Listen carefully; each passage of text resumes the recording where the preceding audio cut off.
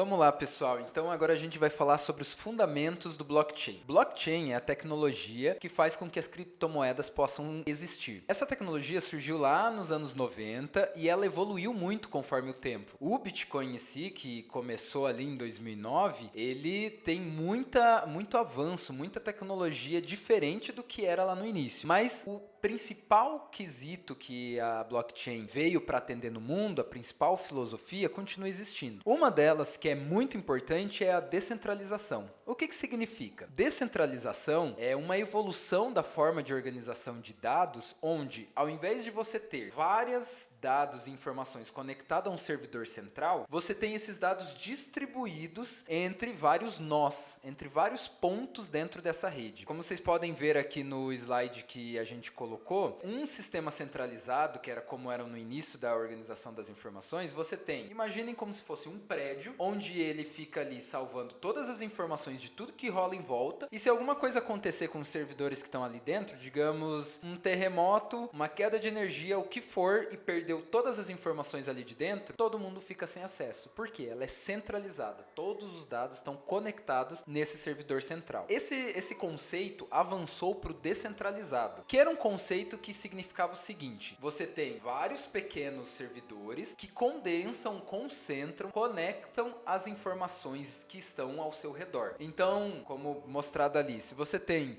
num ponto, um micro servidor, onde você tem as informações em volta dele, esse vai se conectar com outro servidor. É mais ou menos como se fosse um prédio do correio. Imaginem que dentro desse prédio dos correios, todo mundo mande cartas para ele. E aí, ele fica aqui no Paraná. Quando você manda as cartas desse correio lá para os Correios de São Paulo, é outra central que vai receber e distribuir para as pessoas. Isso é um sistema distribuído. Só que assim, ele não resolve o nosso problema. Porque se o nosso prédio aqui do Paraná tem um problema, toda a informação que existe aqui desconecta das informações que estão com as pessoas no outro estado. E aí vem os sistemas distribuídos. Qual que é a relevância dele e da blockchain? Ele foi criado de uma forma onde cada nó se conecta 100% junto com os demais nó. Então, ao invés de você ter um prédio dos Correios aqui, um prédio dos Correios em outros lugares se conectando, as pessoas se conectam direto. Você não precisa ficar dependendo de uma central. Você pode mandar mensagem direto para seu amigo, para um parente distante, e ele também ter essa conexão com toda a rede. O mais legal de tudo é que é como se tudo isso tivesse uma cópia entre cada uma dessas pessoas que estão interagindo na rede. Então, se tiver uma falha em qualquer ponto, qualquer nó dessa rede,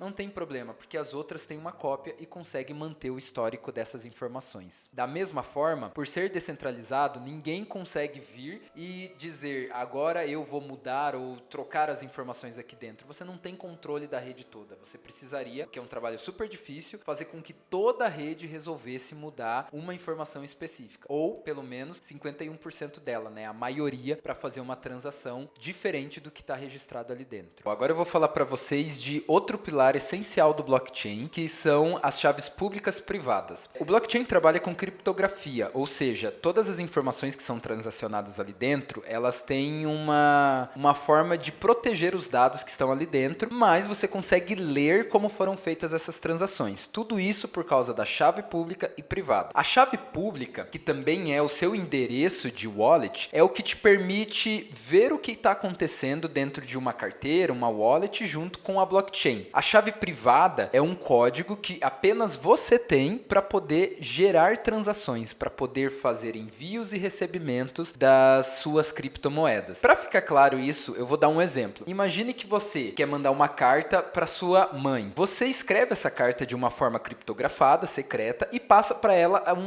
o código, a forma que ela vai acessar essas informações. E assim ela vai conseguir ver. Agora imaginem que seu pai, ele também tem esse código para ler a carta. Bom, se ele tem esse código, ele também vai conseguir ver. E todas as pessoas que tiverem o código vão conseguir desvendar o que tem nessa carta. Isso é como se fosse a sua chave pública. Você quer que todo mundo possa ver as transações que você faz na sua carteira. Agora, a chave secreta, a chave privada que você tem, é a única que te permite escrever as cartas. Então, digamos que você deseja escrever uma carta de amor, lembrando do quanto você gosta da sua mãe, e manda isso para ela. E depois você quer escrever uma carta também falando tudo isso pro seu pai, mas focando nas experiências mensagens com ele e manda só para ele. Só você pode escrever e colocar as suas memórias ali dentro. Se alguém tentar fingir que é você e mandar uma carta para sua mãe e seu pai, não vai conseguir, porque não tem seu código, a sua chave privada. Mas todo mundo que tem a sua chave pública vai poder ler essas cartas. E quando a gente fala de criptomoedas, você quer que isso aconteça. Por quê? Porque é um código público descentralizado. Então você quer que as pessoas tenham transparência, vejam as transações ali dentro. Só que só você vai poder enviar seus recursos, receber seus recursos. Então essa é a diferença da chave pública e privada, e essa combinação entre as duas que faz com que a blockchain seja extremamente segura. Tem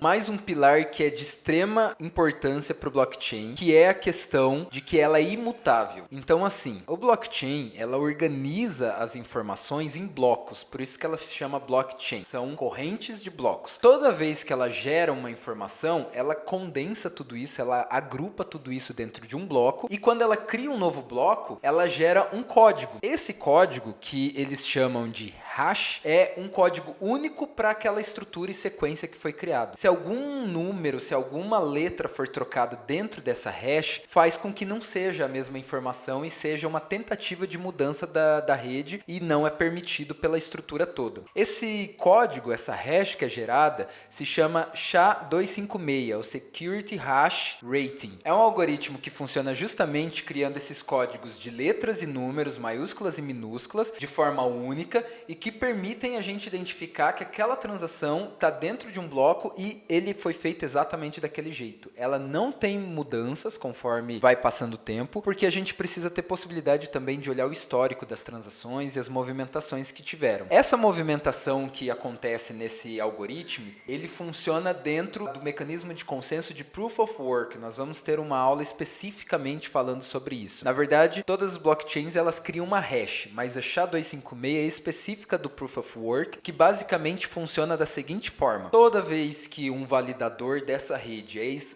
vai disputar para validar a informação, ou seja, dizer que aquela informação é correta, ele precisa descobrir um código matemático para poder ser escolhido como validador dessa rede. E quando que isso acontece? Quando ele descobre a hash do bloco. Então é justamente sobre isso que o algoritmo fala, que para você criar todo o histórico do bloco anterior, ele gera um código único, e que para você passar para o próximo bloco, um desses validadores precisa fazer um código matemático para descobrir essa hash. É uma questão bastante técnica, uma questão bastante profunda, mas que traz mais uma camada de segurança para a blockchain, mostrando que ela nunca vai ter alterações, sempre vão ser aqueles dados registrados, e principalmente isso dá a certificação de que o que foi feito, aquela transação, ela é verdadeira e está registrada como um fato na história daquele bloco. É super importante vocês terem em mente que quando a blockchain ela faz uma transação e ela confirma essa transação, ela vai gerar essa hash, que é uma confirmação, por exemplo, de envio ou recebimento. Então, no exemplo que a gente falou da chave pública privada, com essa hash você consegue confirmar se a pessoa para quem você mandou a carta, que só você pode escrever, ela de fato recebeu, porque gerou esse código de hash que tem os códigos ali dentro. Então, mais uma vez, outra camada de segurança, e principalmente garante a transparência do blockchain. Então, todos esses conceitos são pilares fundamentais para que o blockchain funcione e que mantenha ele como uma tecnologia realmente de qualidade e revolucionária para o mercado. Agora, tudo isso gera um trilema, como a gente diz, para a blockchain. O que significa isso? Existem 3 pontos principais da blockchain que sempre é buscado quando se cria uma nova rede, para que ele garanta a sua qualidade, que são segurança, descentralização e escalabilidade. No entanto, existe uma teoria que diz que é impossível que qualquer rede criada no blockchain tenha com